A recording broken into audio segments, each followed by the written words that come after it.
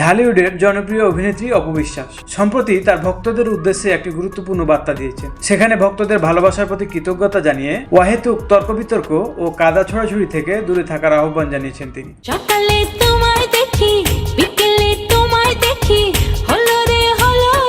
দুপুরে এক ফেসবুক পোস্টে অপু বিশ্বাস লিখেছেন, আজ এই দীর্ঘ পথ চলায় আপনারা যেভাবে আমার ছায়া হয়ে পাশে আছেন তার জন্য আমি চিরঋণী। আপনারা আমাকে শুধু একজন শিল্পী হিসেবে নয়, আপনাদের পরিবারের একজন সদস্য হিসেবে ভালোবেসেছেন। আর এই ভালোবাসার পেছনে প্রধান কারণ হলো আমার কাজ। আপনারা আমাকে কাজ দিয়ে চিনেছেন, কাজের মাধ্যমেই আমি আপনাদের হৃদয়ে জায়গা করে নিয়েছি। তবে ভক্তদের প্রশংসা করে অপু বলেন, আমি গর্বিত এই ভেবে যে আমার ভক্তরা শুধু সংখ্যাই নয়, তারা তাদের শিক্ষা, রুচি এবং মার্জিত আচরণের জন্য অনন্য। আপনারা যে কতটা ধৈর্যশীল এবং সুশিক্ষিত পরিবারের প্রতিনিধি তা বারবার প্রমাণ করে। আমি মনে করি অপুর ভক্ত হওয়া মানে আভিজাত্য আর শিষ্টাচারের এক অনন্য মেলবন্ধন।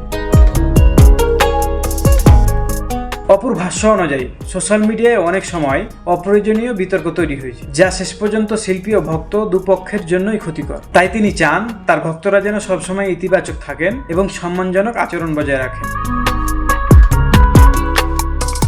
নিজের পরিবারের প্রশংসা করে অপু লিখেছেন, আমার পরিবার আমার অহংকার। যখন প্রয়োজন হয়েছে আমি নিজেই আমার পরিবারকে আপনাদের সামনে এনেছি। এখনো আর নতুন করে কোনো পোস্ট বা কথার মাধ্যমে আমার পরিবারকেও নিয়ে কারো কাছে কিছু প্রমাণ করার নেই। আমাদের পরিচয় আমাদের কাজ, আমাদের বংশমর্যাদা এবং আমাদের শিক্ষা।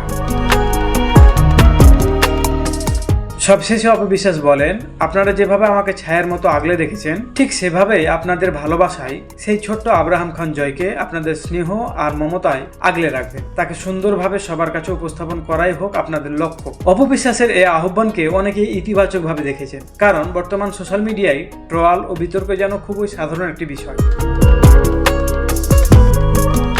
অপু বিশ্বাসের এই বার্তা নিয়ে আপনার কি মত? আপনি কি মনে করেন সোশ্যাল মিডিয়া শুধু কাদা ছড়াছড়ি বন্ধ হওয়া উচিত? কমেন্টে জানাতে ভুলবেন না। ভিডিওটি ভালো লাগলে লাইক, শেয়ার ও কমেন্ট করে সাথেই থাকুন।